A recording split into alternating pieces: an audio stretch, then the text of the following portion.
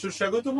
আজ আপনাদের সামনে আমাদের একটি অভিজ্ঞতার কথা তুলে ধরছি। আমি শুভঙ্কর কনসাল্টিং এর ফাউন্ডার এবং লিড কনসালটেন্ট। আমরা একবার একটি বড় প্রজেক্ট পেয়েছিলাম। সেই প্রজেক্টটা ছিল গেটস ফাউন্ডেশনের ফাইন্যান্সে, এবং যেটি এক্সিকিউট করেছিল বাংলাদেশের একটি বিখ্যাত এনজিও, যেটির নাম মানুষের জন্য ফাউন্ডেশন, সংক্ষেপে বলা হয় এমজে। এটি হিউম্যান রাইটস নিয়ে কাজ করে থাকে। আমাদের কাজ ছিল বাংলাদেশের, বিশেষ করে ঢাকা শহরে যেসব গৃহকর্মী আমাদের বাসায় কাজ করে, তাদের আসলে বেতনটা দেন আমাদের বোন অথবা মা, কারণ তারা তাদেরকে নিয়োগ দেন এবং তাদের এই বেতনটা ক্যাশ টাকাতে দেওয়া হয়।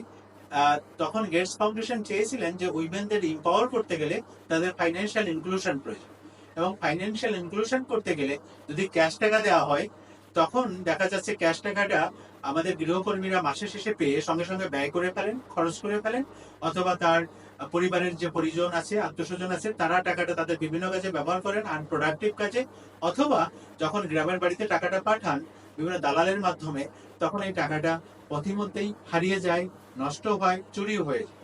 তো এইগুলোকে যদি প্রোটেক্ট করতে হয়, তাহলে টাকাটা যদি আমরা কোনো ফর্মাল চ্যানেলে তাদেরকে দিতে পারি, তাহলে তাদের এই টাকাটা সেভ করতে, টাকাটা পরিমিতভাবে এটাকে ব্যয় করতে তাদের জন্য সুবিধা হয়। এই জন্য গেটস ফাউন্ডেশন এবং মানুষের জন্য ফাউন্ডেশন চেয়েছিল আমরা যখন গৃহকর্মীকে যখন টাকাটা দেয়, বেতনটা দেয়, আমরা যেন বিকাশ বা নগদ এর মাধ্যমে দেয়। যেহেতু তাদের কোনো ব্যাংক অ্যাকাউন্ট থাকে না, কিন্তু বিকাশ অ্যাকাউন্ট বা নগদ অ্যাকাউন্ট বা উপায় অ্যাকাউন্ট খোলা 1 মিনিটের ব্যাপার, এবং সবাই এটা ব্যবহার করতে পারেন। এটির মাধ্যমে কেনাকাটাও করা যায়। সেই ট্রেনিংটা আমরা দিয়েছিলাম 4,000 গৃহকর্মী এবং 4,000 মা বোন যারা তাদেরকে বেতনটা দেন, তাদের যে গৃহকর্ত্রী। তো এই 8,000 লোককে ট্রেনিং দিতে আমাদের 20 জন করে এক একটা সেশন ছিল। 400টা সেশন ঢাকা শহরের সব এলাকা, সেটা উত্তরা, মতিঝিল, মিরপুর, কল্যাণপুর, মোহাম্মদপুর, কামরাঙ্গীরচর এবং কেরানীগঞ্জ সব এলাকায় হয়েছিল। এবং সেই ট্রেনিং যারা দিয়েছিলেন, যে ট্রেনার, সেই প্রশিক্ষক যোদ্ধার একজন আমাদের সঙ্গে আজ হাজির আছেন। তিনি মিস সানজিদা, একসময় আমার স্টুডেন্ট ছিলেন।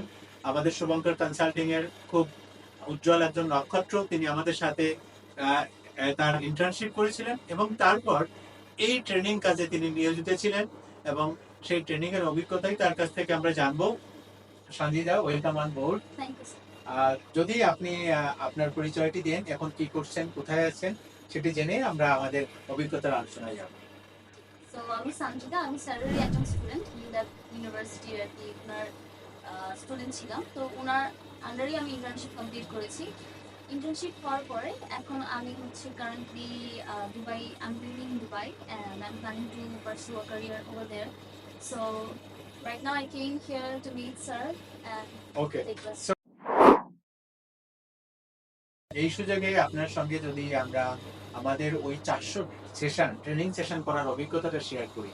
আমাদের যে অনেক ক্রাইসিস হ্যান্ডেল করতে হয়েছে, হয়তো ট্রেনিং শিডিউল বিপর্যয় হয়ে গেছে, উত্তরাটা হয়তো মতিঝিলে হবে, মতিঝিলেরটা হয়তো কেরানীগঞ্জ হবে, আমাদেরকে ছোটাছুটি করে এই প্রজেক্টটা যে ম্যানেজ করতে হয়েছে, তখন আপনি কি কি লেসন এখান থেকে পেয়েছেন? আহ, আপনি সদ্য কেবল আপনি ইউনিভার্সিটির আপনার কোর্স অফ শেষ করেছেন, ইন্টার্নশিপ করছেন, তারপর পরই এই কাজটা করেছিলেন। You are too young over here. So আপনি এটা কিভাবে করলেন, আপনার অভিজ্ঞতাটা যদি আমাদের সাথে শেয়ার করেন। চ্যালেঞ্জেস স্যার ডেফিনেটলি অনেক অনেক হতো, কারণ দেখা যেত যে ডোমেস্টিক ওয়ার্কাররা ওদেরকে খুবই কনভিন্স করে নিয়ে আসতে হতো। তারা হচ্ছে মানে এটার ইম্পর্টেন্সটা ফার্স্টে অত বুঝতো না, বাট তাদেরকে যখন নিয়ে আসা হতো, যখন আমরা ট্রেনিং সেশনটা অ্যাকচুয়ালি দিতাম, একটা জিনিস আমার কাছে ইন্টারেস্টিং লেগেছে যে তারা খুবই মনোযোগ দিয়ে শুনতো। তার মানে আপনি যেটা বললেন, আপনার আলোচনা থেকে বোঝা যেত যে তারা ক্যাশ নিতে যদি অভ্যস্ত, ক্যাশ টাকা লেনদেন করে, ক্যাশ এখন বিকাশে নিলে টাকাটা তার কাছে থাকবে কিনা, টাকাটা সে আসলে পাবে কিনা, এই ভয়গুলো ছিল। কিন্তু যখন তাদেরকে খুব ভালো করে আপনারা ট্রেনিং দিলেন, বুঝালেন, তখন তারা বুঝেছে যে এটা একটা ভালো ব্যাপার, ভালো একটা তারা মিডিয়ামের দিকে যাচ্ছে, এবং এটা তাদের টাকা পয়সা ম্যানেজমেন্টে খুব তার সহায়ক হবে, সুবিধা হবে। সেফটি হবে। আর আগে এটার একটা ভুল ধারণা ছিল যে এটা বোধহয় তেমন একটা সেফ হবে না, বিকজ আমাদেরকে এরকম ট্রেনিং সেশনের সময় বলা হয়েছে যে এমন নাকি অনেক ইনসিডেন্টস হয়েছে যেখানে নাকি তারা ফেস করেছে যে এই টাকা বিকাশের থেকে কোনো কিছু একটা টাকা সামহাউ ওদের মানে কেউ নিয়ে নিয়েছে or something like that. So তখন আমরা ওইটা ওনাদেরকে বুঝিয়েছি যে actually there is a particular way that you have to follow, যেটা করলে আপনাদের অ্যাকাউন্ট সেফ থাকবে। তো ওই জিনিসগুলোই আমরা ট্রেনিং এই সেশনে আস্থা বা ট্রাস্টটা বিল্ড করতে সময় লেগেছে, জি যে ব্রেকটা আইস ব্রেকিং করতে অনেক সময় লেগেছে। একই ব্যাপারটা যখন আপনি অন্য তার যে কাউন্টার পার্ট, যারা হোম মেকার্স, যারা গৃহকর্ত্রী, আমাদের মা বোন, তাদেরকে যখন ট্রেনিং করেছেন তাদের পার্টটা কেমন ছিল? তারা কতটা অ্যাকসেপ্ট করেছে? তাদেরকে আবার বোঝাতে কষ্ট হয়েছে কিনা? তারা কি ক্যাশই দিতে চান, না তারা বিকাশে ব্যবহার করাতে তারা কমফোর্টেবল ছিলেন, বা তাদের এটা নিয়ে তাদেরকে বাই ইন করতে, তাদেরকে অ্যাকসেপ্ট করাতে আপনাদের কি বেগ পেতে হয়েছে কিনা, কষ্ট করতে হয়েছে কিনা, সেটা যদি একটু বলেন। কম্পেয়ার যদি করি তাহলে ওনাদেরকে আরেকটু কম কষ্ট হয়েছে, বিকজ ওনারা ম্যাক্সিমাম এমন ছিল যারা অলরেডি ইউজড টু ছিল মানে বিকাশ অ্যাপ ইউজিং এর ক্ষেত্রে, যেখানে আমাদের হোম মানে হাউসকিপাররা যারা ওনারা কিন্তু ছিল না। আমরা তো নাম্বার ধরে ধরে ওনাদেরকে ট্রেন করতে হয়েছে, বাট হাউস যে মানে হাউস ওনার বা হাউস হোল্ডার যারা ওনারা হচ্ছে গিয়ে একটাই ক্রিয়া ছিল, যদি হাউসকিপাররা নিতে চায় তাহলে আমাদের দিতে কোনো সমস্যা নেই। তো ওনাদের ইয়াটা আরো বেশি আর একটু বেশি সুবিধাজনক অবস্থায় ছিল। এখানে আরেকটা জিনিস ছিল, তখন কোভিডও চলছিল, সেই অবস্থার ভিতরে আমরা কাজ করছিলাম এবং গেটস ফাউন্ডেশনের বিভিন্ন কর্মকর্তাদের সাথে আমাদের অনলাইনে মিটিং হতো, ওনারা আসতে পারতেন না, কিন্তু আমাদের সুযোগ হয়েছিল মানুষের জন্য ফাউন্ডেশনের কাছে আমাদের কাজগুলো তুলে ধরতে।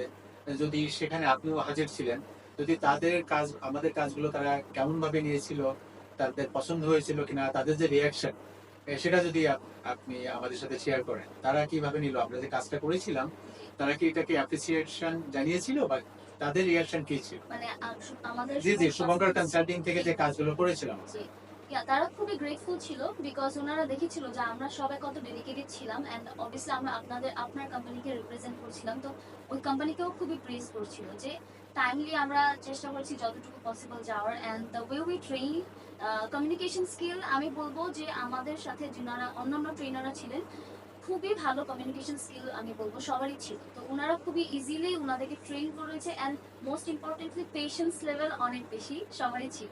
আর বিকজ ওই হাউসকিপারদের ট্রেন করতে গেলে পেশেন্স লেভেল খুবই ইম্পর্টেন্ট। ওনারা হয়তো বা ডিফারেন্ট ডিফারেন্ট কোয়েশ্চেন করে বা হয়তো বা ইন্টারেস্ট দেখায় না, তো ওনাদেরকে এঙ্গেজিং করার যে বিষয়টা, এটার জন্য অনেক টেকনিক খাটাতে হয়, যেটা নাকি সবাই আমি দেখেছি যে খুবই সাকসেসফুলি করেছে। সো কমিউনিকেশন স্কিল ইম্পর্টেন্ট এখানে, মানে খুব লাইক না, তারপরে আমি যখন বিভিন্ন ভেন্যুতে গিয়েছি তখন দেখেছি যে হয়তো কেউ বিকাশ এজেন্টের কাছে গিয়ে বলছে, বা নগদ এজেন্টের কাছে, যে ভাই আমাকে এটা আমার ফোনে দিয়ে দেন, অ্যাক্টিভেট করেন। ওনারা তো ভেবে বলতে পারেন না। আবার ট্রেনিং এ জয়েন করছেন, আবার বারবার শেখাতে হচ্ছে, এরকম অনেক ধরনের চ্যালেঞ্জ তো অনেক কিছুই ছিল। জি at the end of the day, যখন এত ট্রেনিং শেষ হলো, আমরা যখন বিকাশের কাছে পরবর্তী মাসে রিপোর্ট চাইলাম, তখন দেখলাম যে আমাদের অনেক গৃহকর্মী তারা বিকাশের মাধ্যমে লেনদেন শুরু করেছে। অর্থাৎ যে ফাইন্যান্সিয়াল ইনক্লুশনটা বটম অফ দ্য পিরামিড, যারা গৃহকর্মী, তাদের কাছে আমরা কখনো ভাবিনি, আশাও করতে পারিনি, তখন দেখলাম যে তাদেরকে শেখালেও তাদের ভিতরে যে একটা চেঞ্জ আসে, এবং তারা আমাদের ফর্মাল ফাইন্যান্সিয়াল যে ইকোসিস্টেম, সেখানে একজন স্টেক হোল্ডার বা পার্টিসিপেন্ট হতে পারেন, সেটাও আমরা দেখলাম। So at the end of the day, যখন আমরা ট্রেনিংটা শেষ করলাম, তখন যে আমাদের একটা রিলিফ বা একটা সন্তুষ্টির ব্যাপার, সেটা যদি আপনি আমাদের ছোট করে বলেন। স্যার, ওটা হচ্ছে গিয়ে আফটার দ্য আমরা মানুষের জন্য ফাউন্ডেশন আমাদেরকে ডাকলো, সেখানে কনক্লুডিং আমরা একটা সেশন হলো, এবং তারা আমাদেরকে অনেক আপ্যায়নও করেছিল, এবং তাদের যে সন্তুষ্টি, তাদের ডিরেক্টর, অন্য সবাই আসলেন, সেটা যদি আপনি জাস্ট ছোট করে দুই তিনটা কথাই যদি আমাদেরকে বলেন, তাহলে আমাদের এই ব্যাপারটা বুঝতে, বা যারা শুনবেন তারা এটা খুব ভালো করে নিতে পারবেন যে কিভাবে শেষ হলো। তো একটা চ্যালেঞ্জিং ওয়ার্ক। স্যার, আমাদের সব ট্রেনারদেরকে ওনারা ইনভাইট করেছিল ওনাদের অফিসে, তো ওখানে ইনভাইট করার পরে তো জি জি, সবাইকে ফ্লোর দেওয়া হয় কথা বলার জন্য, জি। অভিজ্ঞতা, জি এবং ওনারা শেয়ার করছিলেন, জি এবং ওনারাও বলেছিলেন যে ওনারা আশা করেননি যে এই কাজ আমরা করতে এতটা পারবো। হবে। জি, জি ওনারা এক্সপেক্ট এতটা হবে বা এতটা এটা যে ওয়ার্ক করবে, যে এটা একটা সাকসেসফুল ইভেন্ট মানে প্রোগ্রামই বলা যায়, কারণ ওনারা এক্সপেক্ট করেছে, বাট এতটা এক্সপেক্ট করে নাই, তাও আবার এত কম সময়ে। তো ওনারা আমাদের যে ট্রেনার ওনাদেরকে খুবই অ্যাপ্রিসিয়েট করেছে, অ্যান্ড জানিয়েছে যে because most of the work ট্রেনারের হাতেই ছিল, যদি ট্রেনাররা কনভিন্স না করতে পারতো তাহলে হয়তো ওনারা সেফ ফিল করতো না, এটা সাকসেসফুল হতো না। এবং আপনি যে অল্প সময় বলছেন, আসলে সময়টা ছিল 2 মাস। 2 মাসের ভিতর 400 সেশন তৈরি করা, বিভিন্ন টিমে ভাগ করা, কোঅর্ডিনেশন করা, এবং সর্বশেষে আমরা যেটা দেখলাম যে তাদের ডিরেক্টর এবং যিনি অনলাইনে যুক্ত হয়েছিলেন গেটস ফাউন্ডেশন থেকে সবাই খুবই খুশি হলেন। এবং এই যে আপনারা এতটা পরিশ্রম করেছেন আপনারা সবাই, আমিও আসলে অবহিত হয়েছিলাম এবং এটা একটা বিশাল রিলিফ যে আমরা শক্ত কাজ যদি সবাই একসঙ্গে কাজ করি, ভালো টিম এফোর্ট থাকে, টিম কোঅর্ডিনেশন থাকে, টিম স্পিরিট থাকে, এত বড় একটা কাজ করা যায়। এবং আপনি যে আমাদের সঙ্গে সহযোদ্ধা ছিলেন এজন্য আপনাকে অশেষ ধন্যবাদ। Thank you, it's a pleasure.